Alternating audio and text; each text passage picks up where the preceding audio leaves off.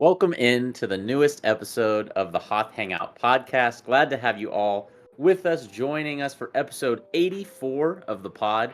Crazy, we're getting closer and closer to that 100 mark. It's going to be here before we know it. I want to say a quick thank you to all those of you who are subscribed to the Hoth Hangout podcast over on YouTube for the video version of every podcast, as well as for all the latest reactions, of which we have three recent ones to the first three Acolyte episodes. Additionally, that's going to be our main topic of conversation today, Acolyte episode 3. You can always contact us via email at hothhangout@gmail.com if you have any Star Wars thoughts, questions, or otherwise, and we'd love to showcase them here on the pod. The Hoth Hangout podcast is findable wherever you get your pods, including both Spotify and Apple. And if you're listening on either of those platforms or any platform that allows you to leave a 5-star review, leave a 5-star review on the podcast. We would appreciate it very much, and it allows it to be more easily discovered by other folks who love Star Wars as well. You can find us on the socials, whether it be Instagram, TikTok, or X, at Hoth Hangout on each of those. Again, on Instagram, TikTok, and X at Hoth Hangout. The Hoth Hangout community Discord server, the link for that is available down in the show notes of today's episode as well. Definitely hit that link and check it out and see all that is in store in the Hoth Hangout community Discord server. To tease our discussion of Acolyte episode 3 today, we got to learn a little bit more about these witches of Brandok, and so our teaser question will simply be, will we see any more of the witches this season? Something to think about and keep in mind as we begin our discussion of today's episode, as we're discussing episode 3 of the Acolyte. Before we get into any Acolyte discussion, though, Joey, what's going on, dude? How you doing? Pretty good. We had a fun little watch through yesterday, probably a little less than 24 hours ago, and yeah, I'm still kind of trying to wrap my head around what we watched. There's a little bit of confusion that we kind of both walked away with at the end of that episode. Maybe we could hash it out a little bit here in this episode of the podcast. That's why this podcast is great. We can go to each other for a little help here and there, So yeah, but I'm excited for it. Acolyte's here.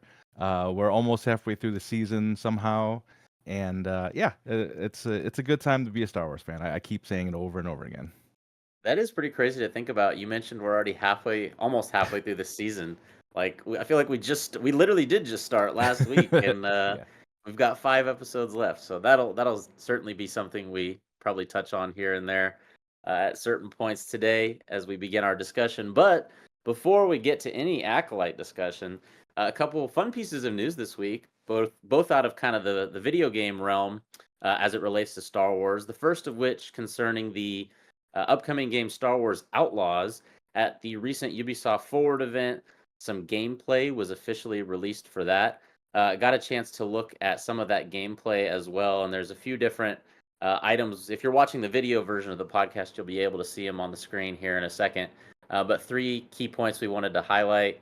Uh, Hey Vess, I believe, if I'm not mistaken, is the main character's name in this upcoming video game, if I remember correctly in it. We got to see a lot of different aspects of the upcoming game, including flights. We got to see what a flight to Tatooine looks like, which, if I'm remembering correctly from the video, it was some of the game designers sort of talking behind, like with commentary behind the gameplay, and so they talked a lot about how fun it was to get a chance to redesign something as iconic as Mos Eisley from, the original trilogy and just all these different Star Wars sources we've had over the years. So kind of getting to build it from the ground up, and also kind of getting to explore aspects of it that we haven't seen before in any Star Wars content. So, I mean, if you're watching the video version of the pod, you can see it on the screen, and I think it looks pretty good. I think one of the criticisms early on was that this game didn't, look like it was going to be just visually as good as like the Jedi Survivor or Jedi Fallen Order games. But what'd you think of the trailer, Joey? I mean, this showcase video that we're showing and that they showed, I believe it was yesterday, if I'm not mistaken, Ubisoft Forward. Just a lot of great footage. We saw the flight to Tatooine. We got some riding the speeder through Tatooine here, which is really cool. Just to see see the landscape of how everything just looks amazing. You could tag particular enemies. You could do all of this kind of things. that you would want to do in any other game. So just the graphics look amazing. We were a little skeptical, and we still are, I think, about how Ubisoft will be making some money. They put a season pass in the middle of the game, where in order to unlock the Jabba the Hutt missions, you have to buy the season pass on top of the base game. So that's not fun, and because I think the game is already $70, and it's like 100 something if you want a certain version with the season pass, and then even more if you want season pass and more cosmetics. I think it's 130. So definitely gotta take a GoFundMe in order to even want to try to play this game. Unfortunately, but we've got that, and so the riding the speeder part was really cool. You gotta go kind of ride through Tatooine, as I said. You could see all of the landscapes there and like how beautiful it looks. But then the last part we wanted to mention was this kind of the part of the mission that KVS does, and looks pretty cool. I mean, just like a lot of the games that you see, there's like you try to be really stealthy, trying to Hmm. creep around corners. But one of the best things about this game, I think, will end up being the addition of Nyx, the little Hmm. axolotl looking sidekick, where you could send him to attack, um, and basically blind. This one they actually blinded Rodian. Also, Nyx can actually scan around the area to see if there's any enemies. So there's a lot of cool little things that Nyx can do. And I did, if you are following us on Twitter, I did mention that Star Wars said that Nyx does not ever die in the game. So don't worry for anybody who is worried about like a little Red Dead Redemption style at the end with the bunny. I'm not sure if you've ever seen that, but I have, yeah. there's a cute little bunny at the end that meets his dismay at the end. It does not make it till the end of the game there. So that will not be happening next. But yeah, we have the stealth mission. We've got some pick locking, all this stuff. Yeah, it's going to be definitely a good. I think it's going to be a good game. I think it's gonna be fun. It's the open world concept that I don't think Star Wars has ever done, and I'm pretty excited for it. I mean, what do you think now, Ben? Do you think you're gonna buy it, or do you think? I mean, we've seen a lot more footage now. I'm actually really liking what I'm seeing. So maybe I pull the trigger. I don't know if I get the season pass, but what are your thoughts? Just looking Yeah, at what we saw yesterday. I'm more inclined to buy it, I think, after seeing the gameplay trailer. Only because I don't think I realized that it was a Ubisoft made game. Ubisoft is my favorite game studio. They design my favorite franchise, which is the Assassin's Creed franchise. And Right. so when I saw them talking about some of the stealth stuff, that feels like right out of their bread and butter with the AC games. So I'm excited for it. I guess I didn't do enough digging earlier to realize this was a Ubisoft made game. And I'm pretty pumped. Yeah, I'm probably am gonna pick it up. And I'll look forward to playing it for sure. Maybe not the $130 version, Yeah. but Right. maybe the $70 base version is what I'll Yeah. be We're, looking we're at. gonna we're gonna have to start a Patreon just so we can get some of these Yeah, games. there you go. Hoth Hangout Patreon. Be on the lookout for it. You heard it here. It's coming soon. Well, excited for that game to release very soon. And then, of course, our other piece of news was also in the world of gaming, but this time mobile gaming. I know Star Wars Galaxy of Heroes is a pretty popular Star Wars mobile game. And as far as I'm aware, this is kind of the second big Star Wars mobile game, if I'm not excluding any, hopefully. But it's called Star Wars Hunters. We talked about it a few weeks back on the podcast. Officially was released just over a week ago, and we both got a chance to download it. I just played one quick game actually right before stream. I had some really good people on my team. It's a 4v4 game. It's mobile games and it's mobile phones and Nintendo Switch only. I was playing as like a bounty hunter that I unlocked somehow just by logging into the game for the first time, and Nice. and my team won 10-1. Easy, So easy dubs. I'm I'm 1-0, but Yeah, yeah, and I think we have mentioned this game a few weeks back on the podcast, and it sounds like this has been in development for quite some time. We were looking at the website, and I can't remember how far back, maybe 2021, 2022. I thought I remember those mhm. dates being pretty far back. So I think for this to finally make it to release to the public, I think is a great win for the Star Wars Hunters fan base that probably are all there probably have like these incredible skins that we have never seen before. You know how these games work. So yeah, I haven't had a chance to download it. Well, I downloaded it, but I haven't had a chance to play it. I did want to play on the Switch. I am not great on mobile when you have to actually use controls on there, right? Because I think Yeah. that's what you need to do, where like you don't have the D-pad or any actual physical buttons, but you're actually using the screen to do that too. So I'm not like great at Right. that. I need that physical feel. I'm a little bit of an old school gamer, so um, yeah. So I'm excited to play that. It was released on June 4th, and yeah, I'm not. I haven't seen any particular reviews about it, but I would imagine that it being what it is, I'm pretty sure people are enjoying it for the MOBA game that it is. Yeah, I definitely got the vibe of like kind of the difficulty controlling it with just my fingers. It felt like Right. it was like 2010, and I was playing something on like an iPad or a iPod Touch. Kind of those old games where you had to. Right. That was the first thing that came to my mind. But anyways, yeah, it was fun. I enjoyed it. I'll probably play a few more rounds, see what it's like. It's a 4v4 like player v player game. Not really my style, but I liked it. So. Is it? And are you playing it against an actual player, or is it Yeah, a like yeah, a it's bot like that's other doing it? people. Well, I don't That's know, pretty some cool. of them might be bots, but, Yeah. above their, like, heads, they were their actual usernames and stuff, so I think Oh, it's real really? other Okay. people. Yeah, yeah. Interesting. Okay, yeah. Yeah, now yeah, I wanna play it. I do like those. I used to play Force Arena. I'm not sure if you remember that game, but I never there was a played, but I game. know what you're talking about, Yeah, yeah. there was another mobile game called Force Arena that was basically like I don't know what you would call, but you basically like had cards that were your kind of your powers or whatever your abilities are. You could, shoot rockets, or you could heal the other player, and it was basically a 2v2. So you had two leaders. Mine was always, if you're not surprised, can you guess what my two leaders were? Well, one of them had to be Lando, the other one was I mean, I don't know, who's the other one? Was it Han? So it was always like you had like a leader and then kind of like an assistant leader. So they were like, so my two were What? Baze and Chirrut Oh, every time. okay, okay. Yeah, yeah, yeah. So it was really cool. Like, Chirrut had that. If you remember, like that Sentinel style like machine gun. Yeah, yeah. So he would always light up everybody. And then God, I can't remember what Chirrut used to do, but yeah, that was my crew. I used to run them all the time. And then you would have other players, like other characters in there with like an R2 unit, or other things that you would match up with them. So it was a lot of fun. But yeah, rest in peace, Force Arena. That was a good game. Nice. Well, maybe I'll check it out someday. Yeah. Oh, no, they closed it down. That they Oh, don't do they it's development on there anymore. Yeah. never mind. RIP to Force Arena.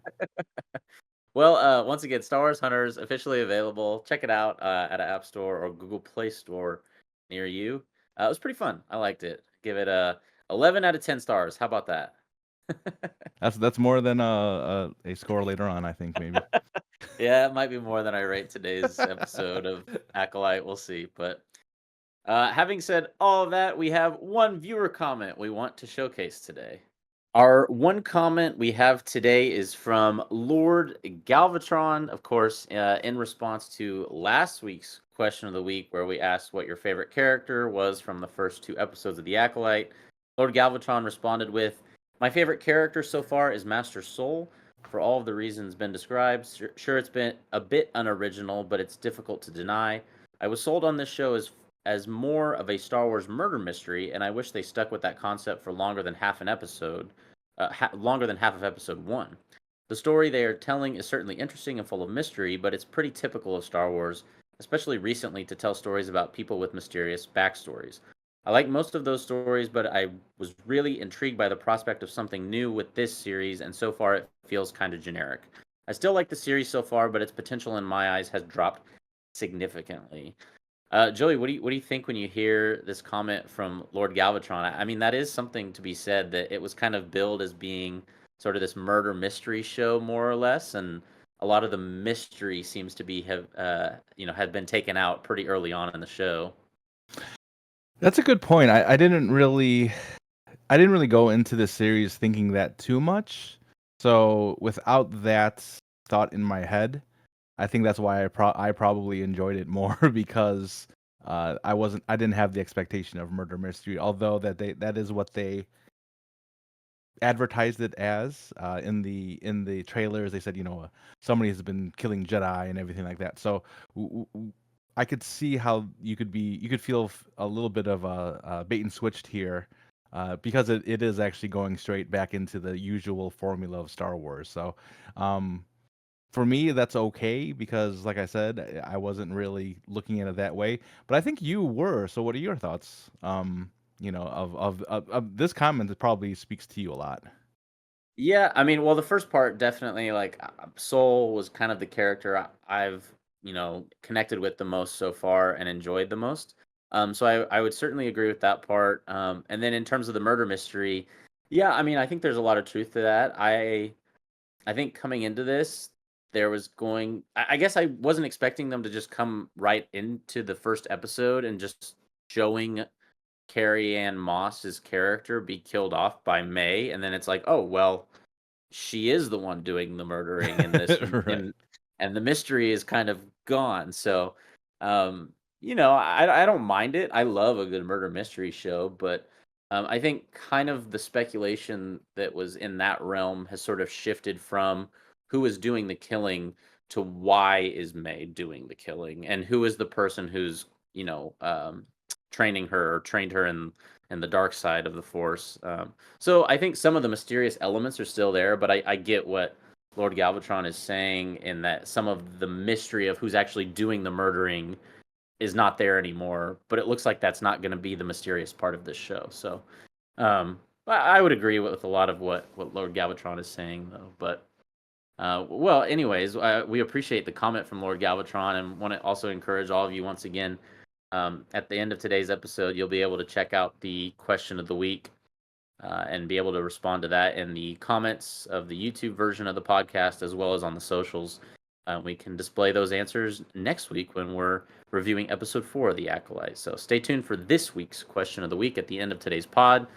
And in regards to that, we also asked over on the YouTube community tab as well as on Twitter who your favorite character is so far from The Acolyte, with an overwhelming response, both on YouTube and on X, with Soul coming in first place in both instances. Over on YouTube community tab with 86% of the vote. Meanwhile, May and Osha receiving 14% of the vote. Jackie and Kumir not getting any love on the YouTube community tab, but over on X, formerly known as Twitter, May and Osha received 10% of the vote. Soul received 70% of the vote. Jackie did receive 20% of the vote here, which I think is great. Jackie is also one of my, I think, for me, more likable characters of the show that I'm enjoying. So I was glad to see she got 20%. And then Kumir still looking for the first vote, but he got 0% over on X. So got to It's give messed up. Kumir some love, you know. It's messed up. I He was think like he has a. he got 100% of my vote. That's all I know. I tried to not taint this at all. I was watching throughout the whole week, like somebody vote for Kamir right now. Not one. He might have a bigger role in the rest of the show to play. That remains to be seen, but it is quite possible. Who knows? Who knows? But once again, check out the YouTube community tab as well as over on X for the voting options in this week's poll, and we'll display the results on next week's episode of the podcast. Having said all that, it's time for some Acolyte Episode 3 discussion. And perhaps we can kick things off just with some of our overall thoughts about the episode. I think it's fair to say, well, I think objectively, the show, just amongst the masses, probably received not quite as much praise. I feel like it's fair to say as the first 2 episodes. Kind of just a lot of stuff they did with the concept of the Force. The whole May and Osha dynamic felt a little off to me personally. The fact that, as we mentioned during our reaction, the whole entire episode was a backstory. That was something I was going to ask you about as well. Um, for what it's worth, we are going to talk about some of the things we think it did well towards the end of today's episode. But just wanted to kind of kick us off with some of my general thoughts and what I'm feeling going into our discussion today. Did you have any overall general thoughts about the episode before we kind of kick off our run through of everything that went down in it? I think the biggest thing that I mean, it was a flashback episode, and I think I mentioned this either to you or at the end of of the reaction video.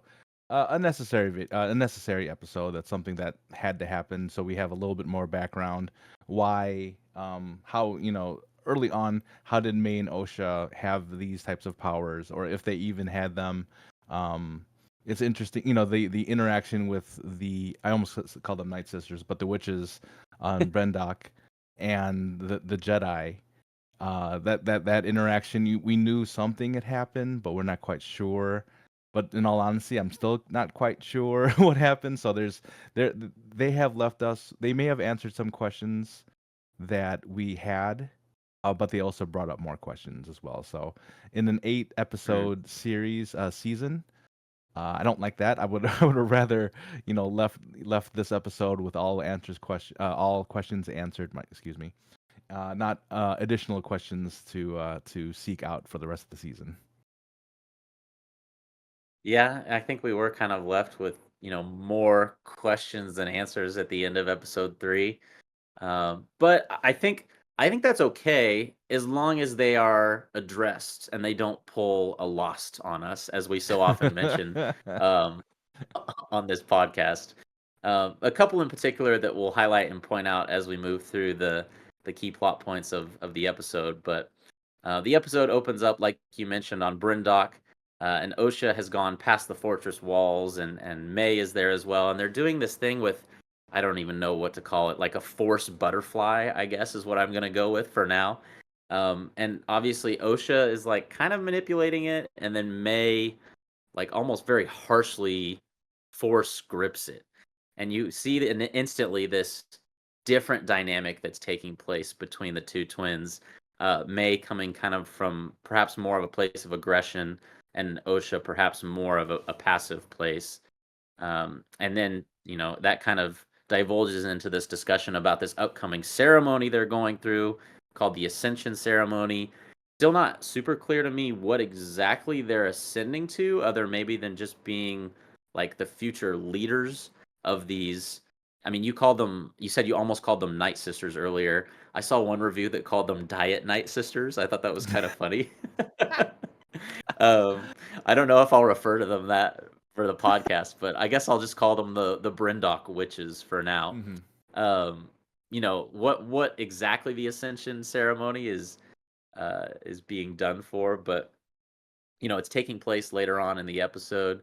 Um, and Osha very clearly doesn't want to be a part of it. May is like gung ho about this, like she wants it so bad. It's very clear later in the episode when that's actually happening.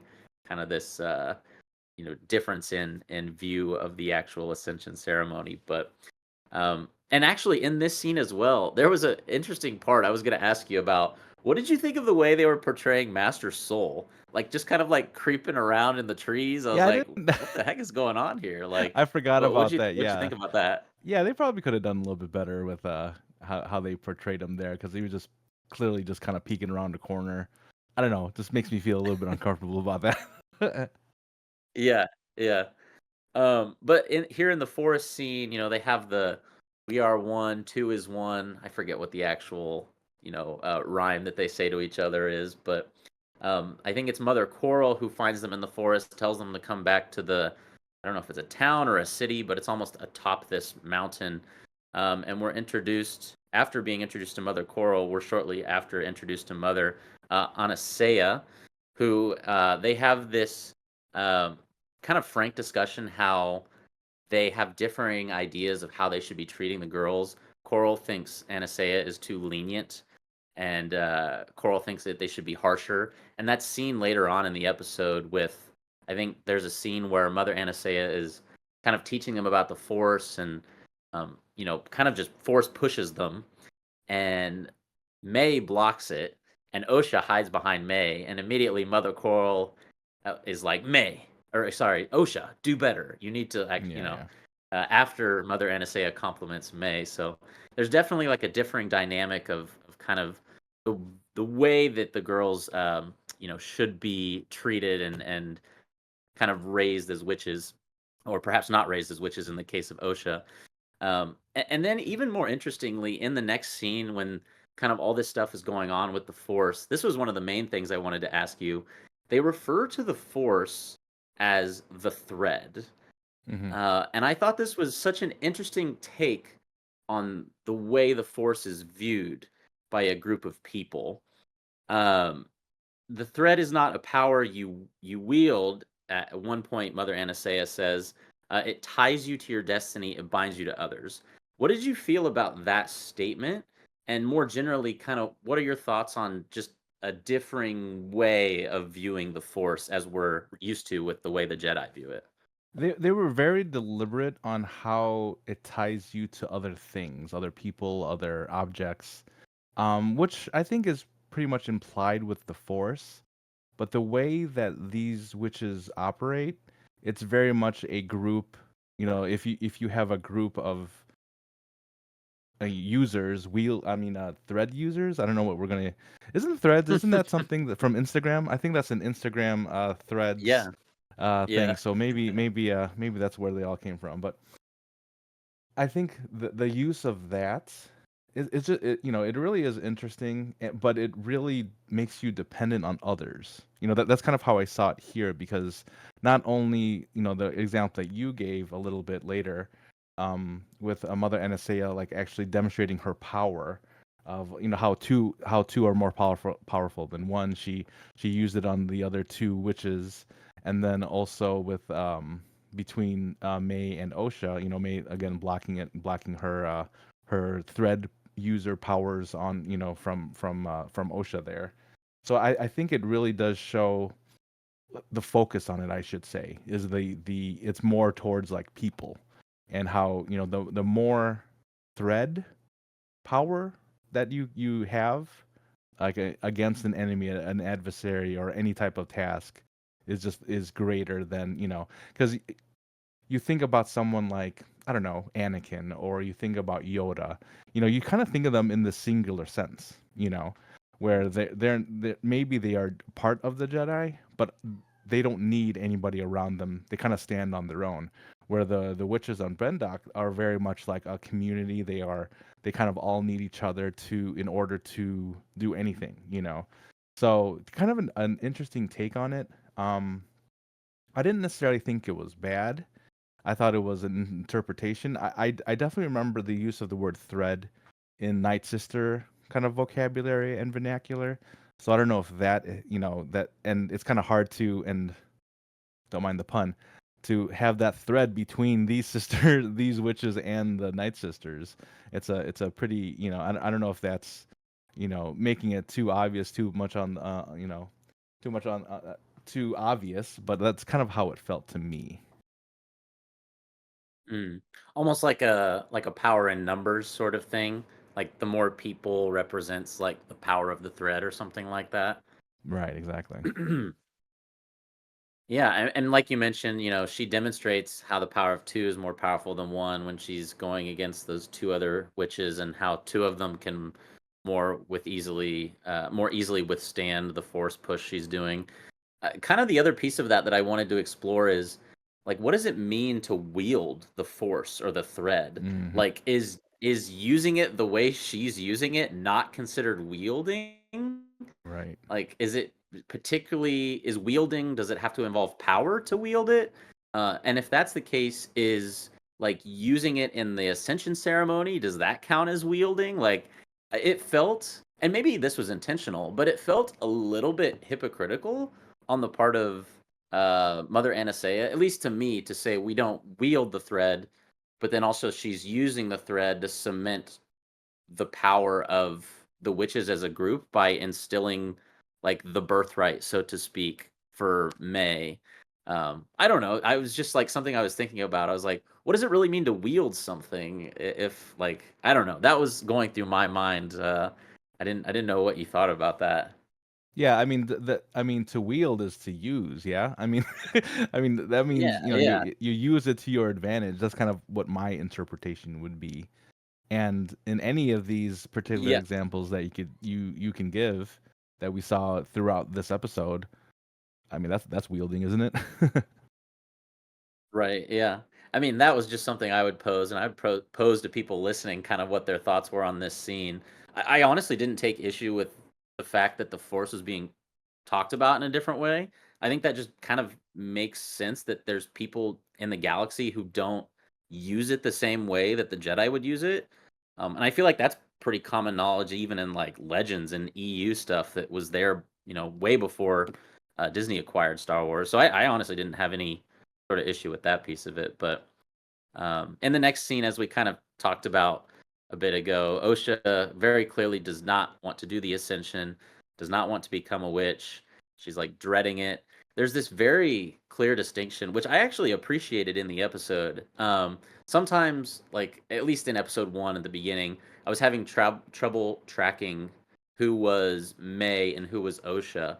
But the younger versions of May and Osha, the twins, are actually played by real life twins in this episode. And so like they're twins, but I guess their facial features are distinct enough that it was easy to tell them apart. And I thought they each kind of played their role really well.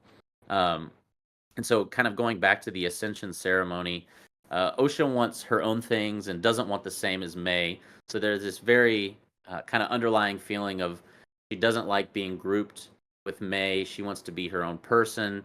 Even as it relates to the coven as a whole, they're like the only children here. They feel like that's the role they serve. She's, doesn't really feel like she has any sense of individuality. Maybe is what's going on here. And another question that comes up at this part, and I know this was something that we talked about during the reaction. The witches speak a lot about being exiled and given the gift of life in the form of May and Osha. And it's unclear kind of who they were exiled by and why they were exiled. And really, like, even more so about like how the twins were born. I mean, there's stuff that's alluded to that obviously some magic was probably involved.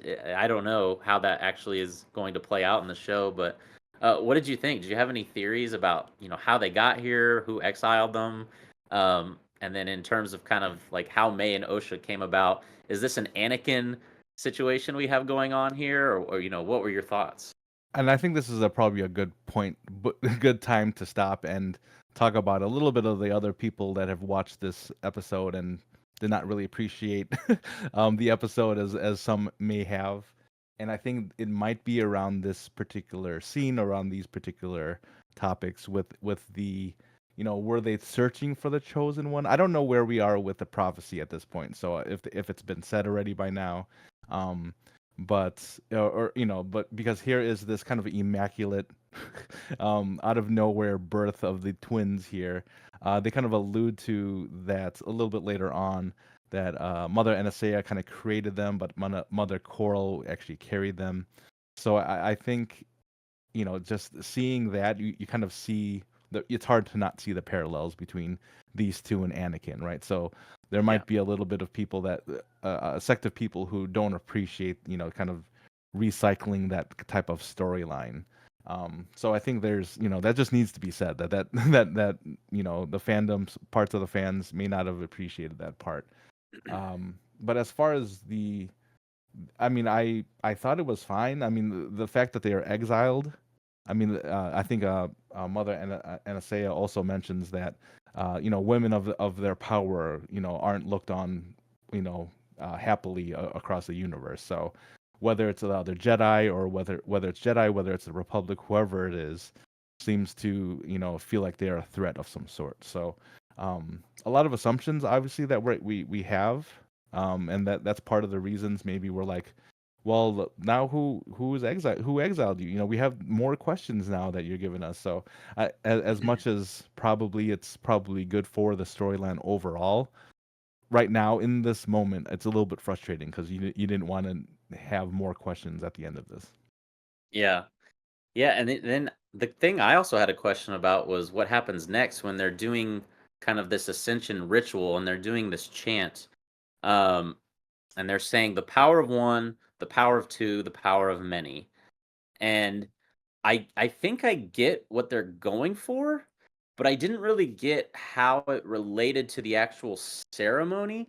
Um, and actually, I was curious, and so I went and I looked up a quote, and I wanted to read the quote. It's from Leslie Headland, the director and creator of the show, and she was asked specifically about the mantra of the coven. The power Hmm. of one, the power of two, the power of many. And she said, "The power of one, the power of two, the power of many. In our show, the Jedi have the power of many. I think their mother started as one and the girls as two, and she wants her legacy to be the power of many." And so I think just that first half of the quote, I'm like, okay, I can see that. I don't feel like, for me personally, the connection is kind of loose, but at the same time, it's like, okay, I mean, I get it. It's the second half of her quote that I wanted to ask you about because it kind of lost me a little bit, if I'm being honest. She says, "So it was thought of as paying homage to the Clone Wars, but it eventually became the story of a mom and her children and the way that our parents have particular expectations for us." I think I get what she's saying at the very end, but I was honestly just confused when she said the Clone Wars thing, and I'm like, Clone Wars, like what are we paying homage here to?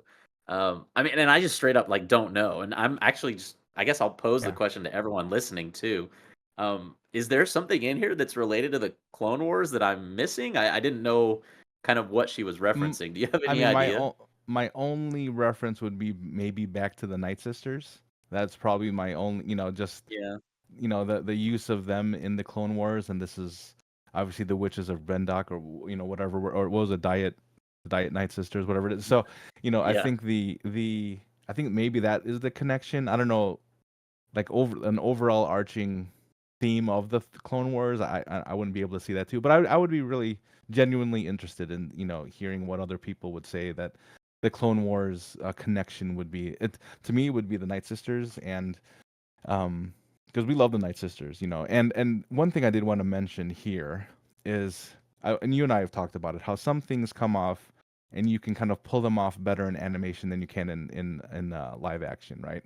I think Hmm. unfortunately this might have been one of those things for me. Yeah. Just kind Yeah. of this ritual. I mean, I understand that there's going to be different cultures, different rituals, and stuff like that, but for some reason this didn't translate great to me on this one.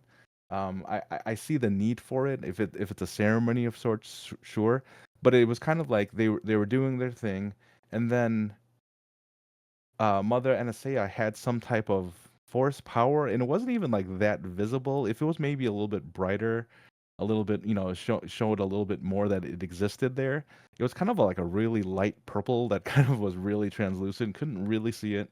And then when she hands it off to essentially May, who gives it, she receives this power from the many and gives it to May. She gets that branding on her head and everything like that. So, and then after that, Osha, it's Osha's turn to get kind of branded by this power, and it doesn't happen because but at that time that's when the Jedi are interrupted. The Jedi has kind of interrupted the entire ceremony. So, um, but yeah, so I think I think I understand that the need for the ritual. Again, I wasn't a huge fan of it. It just kind of seemed a little bit like, I don't know if campy is the word, but it didn't seem like, you know there are times when things don't feel like Star Wars. This definitely did not feel like Star Wars. And which is fine. When you think of like Andor doesn't feel like Star Wars sometimes. It was a lot of dialogue and all that. But this one just very much kind of felt like out of place. As much as I think it was needed, I don't know if it was executed, to its fullest potential. Yeah. Yeah, I kind of agree with what you said too about maybe this would have come across better in animation if it would have ever, had the opportunity to be depicted in that way. One of those things that you see in live action, you're like, okay, it's a little odd, but okay, Hmm. not really sure. Um, but yeah, so like you mentioned, she's getting ready to brand Osha as well, right after she brands May, and there's this quick interruption in the ceremony. One of the other, I keep wanting to say Night Sisters, one of the other Brandock witches comes in, and says, "Oh, the Jedi are here. They broke the platform," or something like that.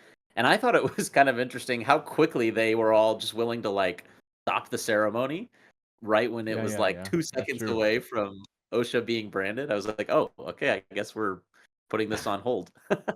Um, and so there's this scene where I think it's Konaka who is the one that spots the girls, and Carrie-Anne Moss's character, Master Andara, asks them to step forward. OSHA is pumped about there being Jedi. She's like, "That's what I want to be." May is like, "Get the heck away from those guys. They're bad. They're evil." And so ultimately, the Jedi want to test the girls. Which even before that, there's a quick scene where, they're like, "We have a right to test Yeah. Padawans," Yeah. and I What? was like, "Oh, I mean, and it would be one thing if this was a Republic world, but it's outside of the Republic. This is a planet outside of the Republic. The Jedi have come to it. They're like, we have the right to test Padawans, and you're like, do Do you? you? This was one of the moments where I actually did question if the Jedi, had this right. Um, and she adds the caveat. I think it's Master Endara who says that line. She adds the caveat with your permission, of course. Mhm. Mhm. Uh, so Mother Anastasia is obviously not too hyped about this, and then threatens the Jedi by cursing Torben with the weird, black eye looking thing. And so, I mean, clearly she's powerful. I mean, I think that was the main implication of trying to show this in this scene. And we saw this. Gosh, what was it earlier in? Was it episode 2 or episode 1 when when we saw this as well? Um, who would that have been? Because I remember us mentioning we saw the Mm. black eyes. Yeah, oh, yeah, we What was did. Who was now it? it's just like blanking out. Help us down in the comments with that Yeah, as yeah. well. But um, ultimately, she relinquishes, and Mother Anastasia does allow the twins to be tested, which I thought was surprising. How Oh, right. quickly she switched that around. And oh, by the way, Gibbo letting us know that it's May's eyes in episode 1 where something like that happens. Oh yeah, That's in right. the Yeah, yeah, yeah. vision. That's right. So it's that force vision that Osha is having. I think it's the younger May when that happens. Appreciate you, Gibbo. So yeah, we get to see the dark eyes for the second time here. But so yeah, as I mentioned, Mother Anastasia is going to allow the twins to be tested, which I thought was a pretty quick 180, kind of on going from cursing Torben to being like, all right, I mean, you can test them. Right? Yeah. But the caveat that comes with that is that she wants the twins to essentially purposely throw the test, to lie about being, force sensitive or able to, pass the test. That way they don't get taken away. Because if they pass the test, they will be taken. If they fail the test, they'll be allowed to stay, essentially. So May goes first. She's on the ship for what in real time felt like 5 seconds. Yeah. Um, we can assume she lies throughout the test. The Jedi, I'm sure, would have seen through this, but obviously we don't get to see that scene. And then it's Osha's turn, and there's again this promise between the two of them. Osha promises May that she's going to lie. Of course, she starts out doing that and kind of gets caught in a lie by Master Soul cleverly, almost tricking her into talking about it because he's saying she's correct when she's not. And so she kind of, mutters back, but it's not a mountain. And she's like, oh, wait, now you know. So, Soul and Osha, this is kind of the beginning of their bond forming in this episode that we'll probably get to see lots more of in this show as well in later episodes. And this is something we'll talk about at the end of the episode today, but I thought this was probably one of the higher points of the episode. Not necessarily this specific scene, but just kind of the bonding between both Soul and Osha really throughout the episode. I thought it was good groundwork for storytelling. I really enjoyed that. But Soul tells Osha that he was tested when he was 4, which is kind of probably more stereotypical of when the Jedi would test younglings. Another maybe minor criticism I've seen online in the past 24 hours is that May and Osha are much too old Mhm. to be of the age that Jedi would normally seek out to test younglings. They're kind of around that same age that Anakin is actually in the Phantom Menace. So another, minor criticism I saw from a couple folks online, but I'm sure it was minor. yeah, very, very minor. It's always minor when it comes to complaints Yeah, about Star Wars. yeah, exactly. Um, but he kind of reassures her that there's going to be many more children who are going to be at the place where she could go if she does become a Jedi, and he even says there's thousands of children and lots more people there, which perks her ears and gets her excited. Um, but he also tells her, which is a great line. I think you even pointed it out as we were watching the episode together. You must have the courage to tell the truth. One of the best moments, probably from this episode, if I had to say. But so all of this to say, this conversation, the takeaway from it for Osha is that I'm doing this thing. I'm becoming a Jedi, and so she goes to tell her family that that's what she wants. She wants to become a Jedi. And May obviously gets frustrated with her at this point, and they get in a fight more or less. And Mother Anastasia tells May to go cool off somewhere, and begins to have a conversation with Osha. And she says that destiny is not decided for you by an anonymous force. You get to make a choice. That's And I had interesting. to, yeah, I had to like really think about like what she was saying. I was like, do you want her to make the choice you want her to make, or are you actually giving her the freedom? I had a tough time reading the Hmm. character of Mother Anastasia in the moment, whether this was like a ploy at trying to get her to stay, or whether she was honestly saying, if you want to be a Jedi, go be a Jedi. How did you read this interaction I between the was two I of was them? kind of confused by that as well, kind of early on. But the way, that Osha kept insisting she wanted to be a Jedi, she wanted to be a Jedi, not a witch, not a witch. And Mother Anastasia basically just saying, "Yeah, okay, this is your choice." That's what you get to make a choice. One thing I thought interesting about that quote you just said, "Destiny is not decided for you by an anonymous force." I definitely feel like in the past we have heard something along the lines of "if the force wills it," Right, something like that. So something like the destiny is dictated by the force. So I right, feel like that's a direct contradiction into some things that we've heard in the past. Again, the force, the thread, whatever you want to call it, can be interpreted by many different people, and we're talking about a universe. So it makes sense that these sisters, these witches, that they may have a different interpretation of it, and use it, not use it, wield it, not wield it, to however they see fit. So it's just kind yeah, of an interesting commentary really on what the force is, and how it can be interpreted, because we up to this point we've kind of had this all laid out for us, but again, this time that we're watching right now is before everything that we've seen, on from Rogue One, New Hope, and or everything. That's all 100 years in the future at this point. So just to see, oh, I guess, yeah, Phantom Menace and all that, yeah, that's kind of what I meant. But that's all way in the future, and people are still forming this, their ideas, their ideologies around what this force is. And to see this interpretation was actually kind of cool to me, mm, because I'm like, oh, this is very different. And it's specifically what I said, not decided for you by an anonymous force. That's directly opposite of what we've heard in the past. yeah. I think, man, we could probably do a whole podcast episode on like what the Force is. Hmm. I feel like it's.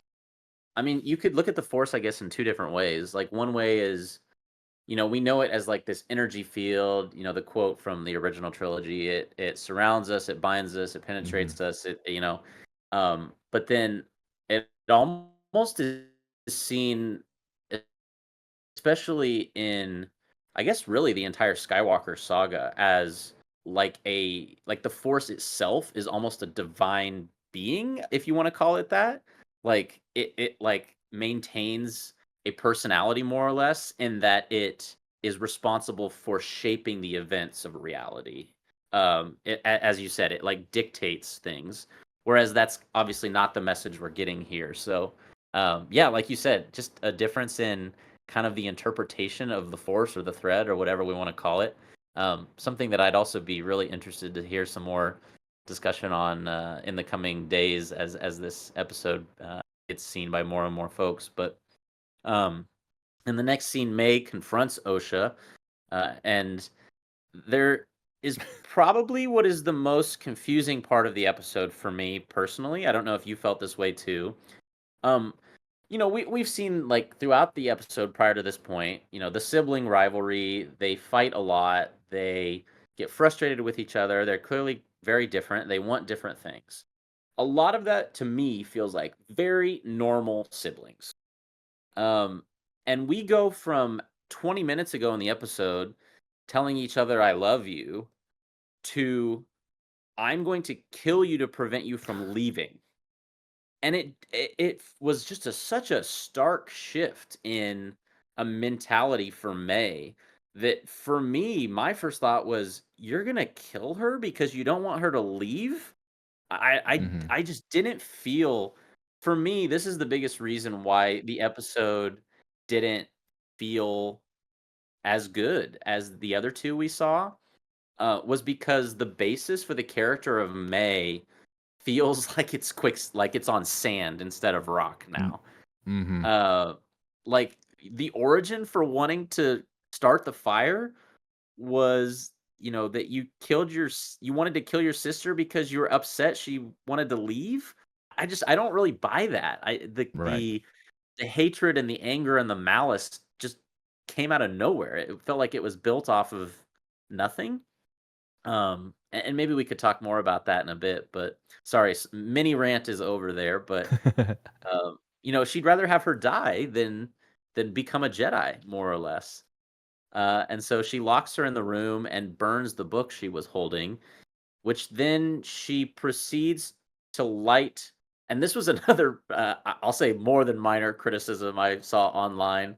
And I feel like this is fair because I didn't really Yeah. get it either as we Right. were watching. So she throws it like into this electrical thing, and this whole fortress appears to be made out of stone. Right. Um, unless they're just like manufacturing some really flammable stone over on Brandock, this place just ignites, and you're kind of like, wait, what? Like, how did this whole thing catch on Mm-hmm. fire? Um, More or less, the scene happens so quickly that in a matter of about 2 minutes, she lights the place on fire. Osha escapes. Apparently, all the witches of Brandock die, as best that we can tell. And then they like re-meet with each other before the eventual apparent demise of May. And so in that process, Osha uses a what we're calling a sonic screwdriver to escape the quarters. Shout out to uh, Doctor Who. yeah, yeah, through the small hole in the wall. She then gets out of it and sees May, and there's some sort of generator that explodes. Really unclear how a burning book from way over here could cause an exploding generator way over here to explode in a matter of what was probably like 60 seconds on screen. And there's this bridge that's separated by a chasm between the two twins. Always is. And and yeah, it had some Kylo Ren vibes to it for sure. Did you feel like it was odd how they were speaking to one another? There was the part where it was like, "What have you done? What have you done? What have you done?" That's not an exaggeration. That was literally the dialogue of that scene. Hmm. Um, but it was odd to me in the sense that it felt like May really cared about Osha when she saw her, Yeah. and Right. I was When she like, just "You tried to just kill her like a minute yeah." ago. I was like, "You just locked her in a room and, like, set the place on fire, and you're, like, Hmm. kind of happy to see her?" It made no sense to me, I don't know. Um, so Soul, as he's running in, is able to save Osha, but does not save May, as May falls before Osha does. Also wanted to pose the question to you. He saves Osha without using the Force. We saw him in episode That's true. 1 literally do the same thing, but did Ah, use the that's true. Force. That's a good point. So, in my mind, I'm like, "Why'd you not use the Force to save both of them?" Right. I mean, maybe he just didn't get there in time to see May fall, I don't know, but Yeah, I don't did remember him being there when May fell. right, But he was actually, running in as yeah, that was happening maybe.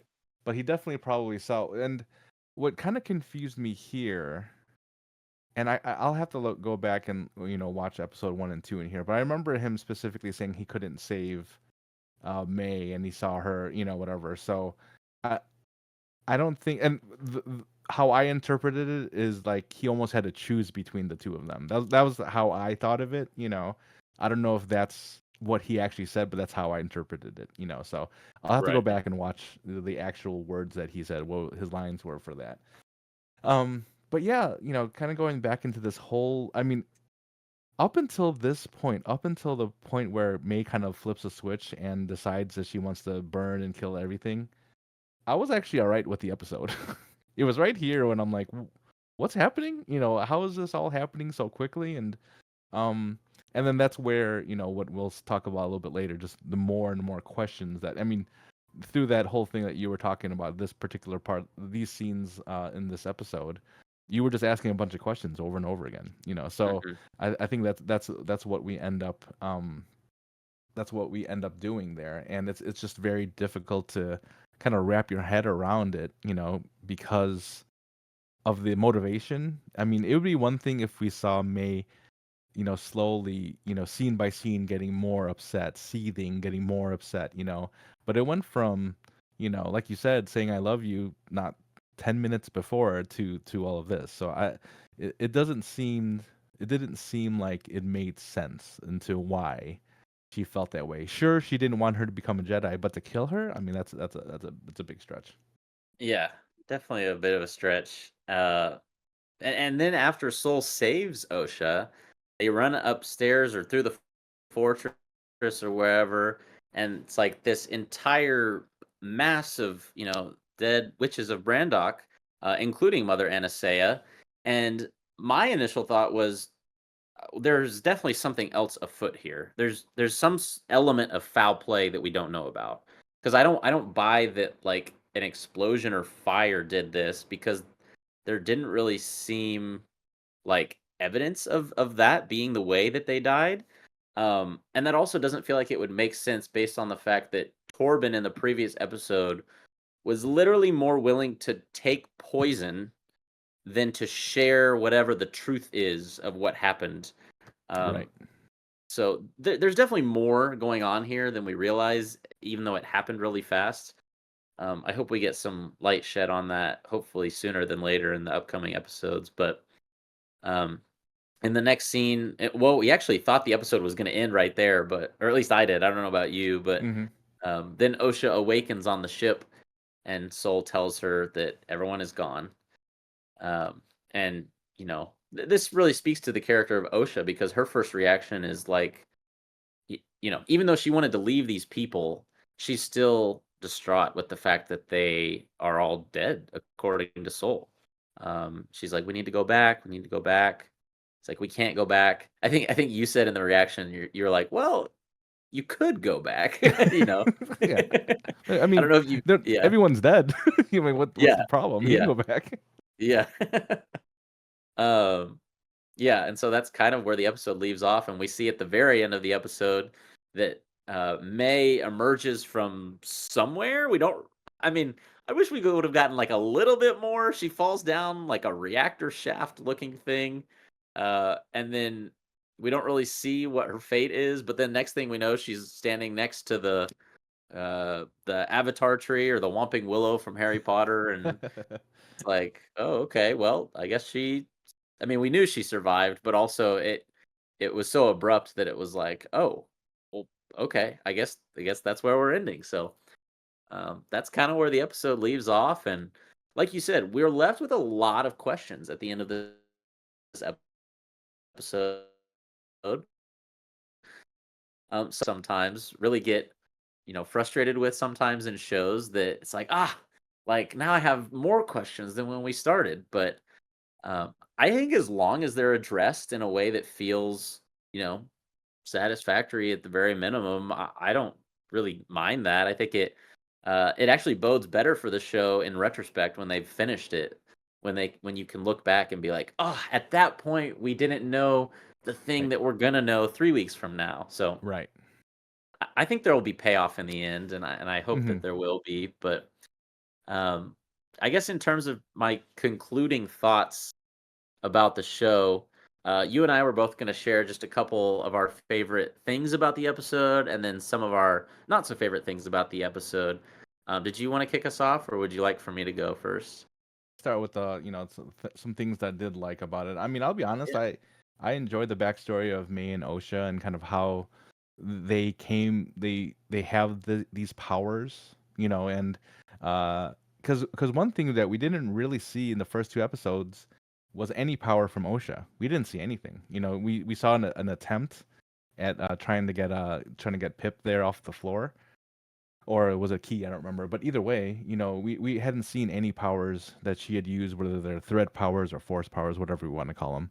And to see them kind of early on, you kind of see the reason why they are, pretty much the highlight, the reason this show exists is for them.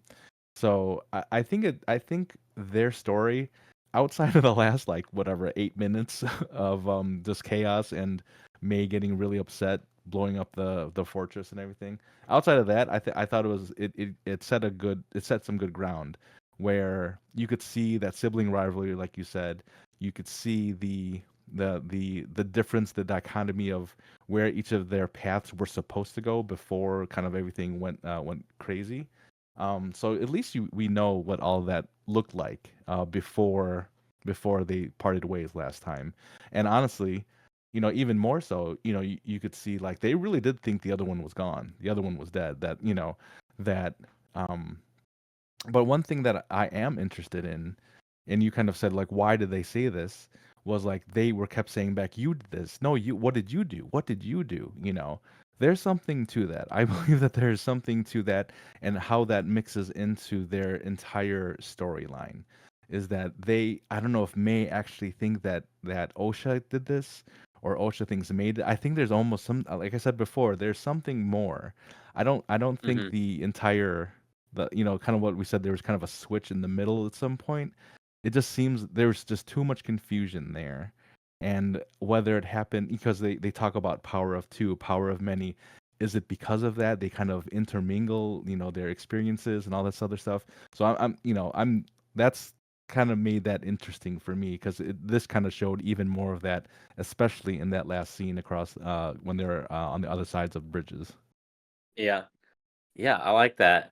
And in the same kind of regard, in a way, I enjoyed the relationship bond forming between Osha and Soul in this episode. That was one of my favorite parts, as I mentioned earlier. Um, not to reiterate a lot of what I said last week, but for me, Soul is my favorite character in the show at this point. He was a week ago. He still is at this point, and I just really kind of enjoy the demeanor he carries, the mentality he has, and kind of just the way he approaches situations. It's very, I mean, is it a little bit rehashed of Qui-Gon? Maybe, but also that's why I think I like him so much, Hmm. because I really love the character of Qui-Gon, and I get that same sort of vibe from him. I was actually watching, I rewatched episodes 1, 2, and 3 today, and I was watching it with my girlfriend, and in this scene, she like looked at me. She's like, "He just has the sweetest eyes," like, So he He has does, the yeah, yeah, yeah. ability to be like calm, collected, strong in the force, but also like very genuine and sweet when it comes Hmm. to the care of someone like Osha, who's just lost her family. And I really think what the show has going for it, moving into the last 5 episodes, I feel like the relationship between Soul and Osha is something that I think really is going in a good direction for the show at this point. So I love getting to see that in the third episode as well. Um, getting some gifts behind the scenes right now. Um, moving into some of the dislikes that we had with the episode, I feel like we've touched on a few of them, Yeah. and I don't want to harp too much on some of the downsides, but I guess one that we talked about a little bit was the implication of May and Osha being so-called like chosen ones, so to Yeah. speak, or like force babies, as I noted in our podcast notes. Um, I don't know if there is a purposeful equivocation to the creation of Anakin. It felt, I mean, it's hard to imagine that it wasn't purposeful. They even had the same line when asked about the child's father. The exact same words. There was no father.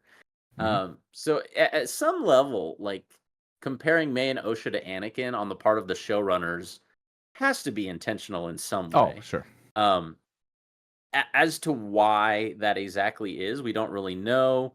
It was alluded to in the show that somehow the creation of May and Osha by Mother Anastasia was done in a way that was heavily alluded was not good or illegal or Right. bad or something like maybe some of those Night Sister magics we talked Hmm. about in Ahsoka, something to that effect. But just like what it means for Star Wars more largely that other people couldn't create life. There's such an emphasis, especially in Revenge of the Sith and the space opera scene where Plagueis, the importance placed upon Darth Plagueis being the person who like uniquely is able to shape midi-chlorians to create life, and this being something that Palpatine wants. He craves it, he wields it, he's never quite able to obtain it the way that Plagueis is able to. And it's just this very unique ability that is kind of held up on a pedestal and really is evidenced by the creation of Anakin Skywalker, the chosen one, the fulfillment of the prophecy. And so to have all of that kind of be like reused with new characters, like what does that mean for the story of Anakin and the chosen one and the prophecy, and what does it mean Right. that other people can create people using the Force? Um, that was probably one of my biggest things that I guess I don't inherently take issue with it because I think it could be done in a way where it makes sense 5 episodes from now that doesn't infringe upon, if you want to call it this, like the sanctity of the original trilogy or whatever. Right. Um, but that's something that's Yeah. I don't want to say it rubbed me the wrong way, but it was something that has me kind of feeling a little bit questioning of where they're going to go with it and a little Sure. bit nervous in that regard. But the other one that is kind of just a more like straight up practical thing is that this episode made me hate May. Yeah. Yeah. um, I was like, uh, well, let me take that back. I don't think I hated her up until the point where he decided to imprison her sister in the room, and Right. I was Yeah. like, "What? Wait, hold on now." Not we talked about it earlier. It just didn't feel congruent with where the character was at that Hmm. point in time. It didn't feel like they had developed enough of a hatred between the two of them to warrant her wanting to kill her sister. I didn't feel like that motivation was there. So, um, I liked the relationship between the two of them up until that point, and then I was Yeah. like, "Well, Sure. how does she get to where she is now in the present day based off of this?" So I don't Right. know. Those were probably my 2 biggest ones that if I had to bring stuff up, those would be kind of my 2 big ones, Hmm. but I don't know if you had thoughts on those or you wanted to Yeah, I share, mean, my maybe my your big ones dislikes. were, my big ones were just the questions that, that we now have because of this. We mentioned earlier, the witches were pushed into exile. Who did that? Was it the Jedi? Was it the Republic? Who actually how did they do that? How did the witches find Brendock? How can nobody find them here? And so there's a lot of questions here for that. And also, like, a pretty obvious one here, a question that came up was, did the Jedi actually destroy the fortress? Was it them? It seemed like that's kind of what you're led to believe. And on a Right. grander scheme of things, the Jedi, if that is the case, that is why Torben did what he did. That is why May is doing what she's doing in the present time. And the Jedi look real bad. And that's something that we Yeah. have not seen ever in Star Wars, Yeah. where, yeah, maybe Jedi have a couple of questionable decisions here or there, but this is a huge one. This is a big one. And I could see this, if anything else that completely divides Star Wars fandom, is this fact right here, is that the Jedi aren't all good. you know, that if this is where this is going to end up, is that just because they're Jedi does not mean that every single one of them is good. We could say that there are these four that kind of carried this out. This mission or whatever you want to call it. They took the one force wielding wielding daughter and took her away and just absolutely annihilated the rest of the witches. If that is the case, that is a very bad look, and I could see this being most hated series ever if that's what ends up happening Yeah. because of that. So think of that from, I don't want to like be the kid that called wolf here, but this could have, a lot of people just not happy about it. And it's kind of leaning that way. Hopefully it's leaning that way, but it's not going to end up being that way. But it's really, really hard right now in this moment of time to think that the Jedi are in the right here. Yeah, I mean, you look at this room full of dead witches, and it's like, well, that has to be the reason that Torben was willing to take the poison, that they are responsible for Hmm. those deaths. Right. Um, I think there is another scenario where maybe Master Soul is unaware of Hmm. maybe something that the other three did, or Hmm. I don't know. There's this weird juxtaposition, or maybe that May's secret master, twisted the truth in some way. Yeah. Right. But then if that's the case, like Torben was still willing to take the poison, so clearly Right. they did Yeah. something wrong. Right, yeah. I And don't and know. and, uh, and we also should mention we did not necessarily see Mother Coral dead. We saw a Yeah. bunch of the witches here. We did see Mother Anastasia on the ground there, Hmm. but we did not see Mother Coral. So if it ends up being something that she's involved with something, that is a possibility. Um, and again, kind of like how you were saying, uh, that able to kind of twist and manipulate where the thoughts are. It was the Jedi that did it. I don't know exactly how we would get to there, but just something to throw out there. Yeah. Yeah, she might be a leading candidate to be that secret person who's training May. Although I don't know. We can talk about that in a future week, but that feels too on the nose, if it ends up being Mother Coral who's the person training May. We'll see. We can speculate about that in the future, and I'm sure that won't more than likely won't be revealed in next week's episode. So we'll have more time to throw around some theories in that regard as well. But I guess the only thing that remains here today. Oh, Gibbo pointing out in a photo we've got here on the video version of the podcast, asking if that's her in the middle of the screen. And now I'm like looking Yeah, we're closely all like looking to. really close. I mean, it's not like evident. I guess it should say that it's clear. I can't tell from here. They give out expanding the picture. If you're watching the video version of the pod, you've got an up close Is look at is that Mother Coral right there? he's really zooming in. Uh, I don't think it is. I don't see it. She doesn't look like a Zabrak to me. Yeah, it could look like she has like hair, like a hairline, Right. and it's Yeah. much more. Yeah. So I would have to say a no on that one. Plus, like the fact that you said they weren't explicit in the fact that, like, they showed Mother Anastasia. They didn't say anything about Mother Coral. So, Hmm. um, yeah, maybe she ends up being the Dark Force user who we saw at the end of episode 1. That remains to be seen. But I guess the only thing that's left for today's episode really is to grade the episode. Would you like for me to go, or do you want to give yours first? Let's go with I'll go. I'll go first. I'll go first. So Okay, okay. I gave it a 7.5, 7.5. Probably one of the lower ones that I've seen us give. It's probably the lowest that I've given. Um, like I said, I think up until the last 8-10 minutes of the episode, probably even less. I was okay with the episode. There were some little things here and there. There were questions that were being brought to us. The Jedi's integrity was kind of thrown there at the end. So I don't know. I mean I enjoyed it for a lot of what it was, and I also did not enjoy it for some of it what it was as well. So 7.5. I think it's a necessary episode, like I've said in the past. I mean, it's good to have a little bit of backstory with kind of what happened, but you would have expected a flashback to go back and say, "Well, this is exactly what happened." But now we're like, "Wait, Right. what happened?" We still kind of don't know what happened with, especially with all the witches and how they all ended up perishing at the end of the episode. We have no idea exactly. So, if this episode was maybe episode 6 or 7, and then you kind of give the full story, this is exactly what happened, whether it was Soul and Kelnaka doing something, or if it was Mother Coral doing something, or something, anything.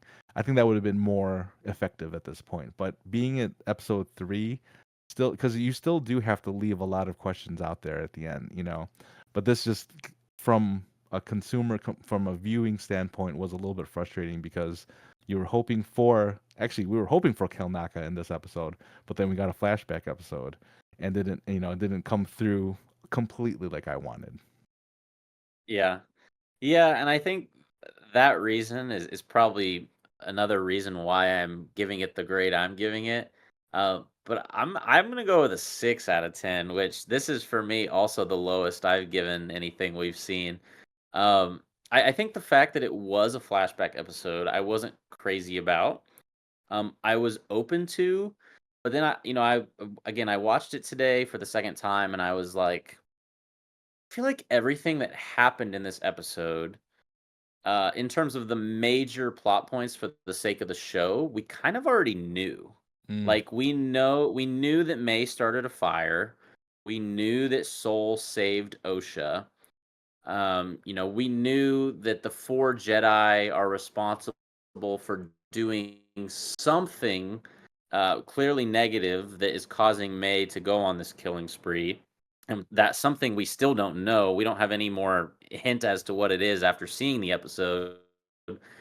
All that to say, I kind of just felt like the episode, I feel like it would have been suited better if it was this whole episode was divided up into like 10 5-minute segments or however long, like 10 mini segments, and then interspersed throughout episodes 1 and 2. I feel like it would have played a little bit better, maybe. The fact that we went through this whole episode and didn't really learn anything incredibly significant as to the plot of the present day storyline is kind of why I was like, well, was it a necessary episode? I mean, right. sure, we learned a lot Right. about the witches of Brandok, and we got lots of Mm, lore stuff, and learned about these characters who we're probably going to see again at some point in the show, whether it's in a flashback or if one of them happens to still be alive.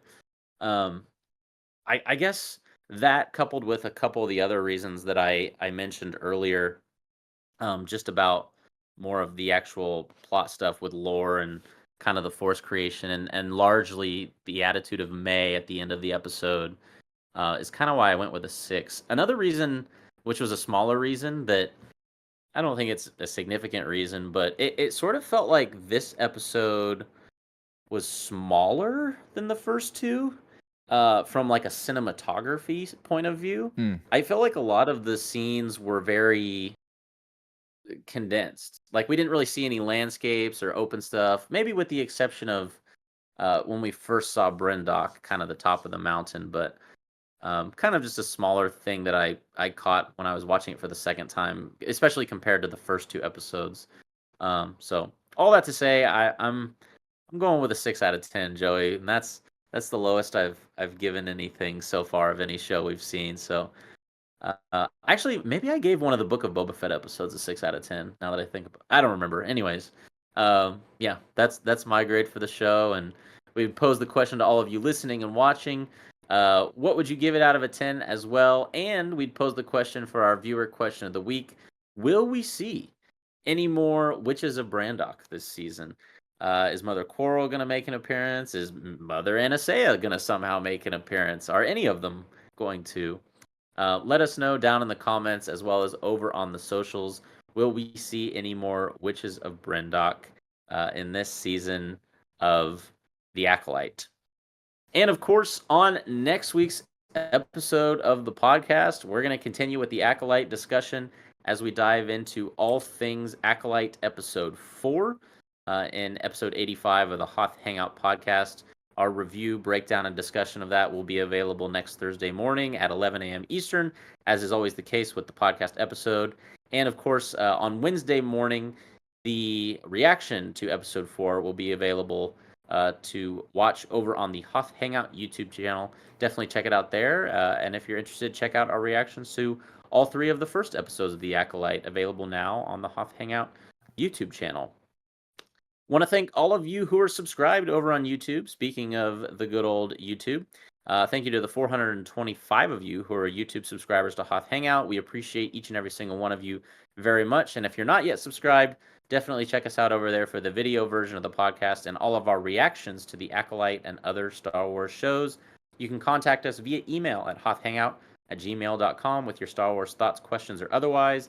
And we'd love to showcase them here on the pod. You can also find the Hoth Hangout podcast anywhere you get your pods, including both Spotify and Apple.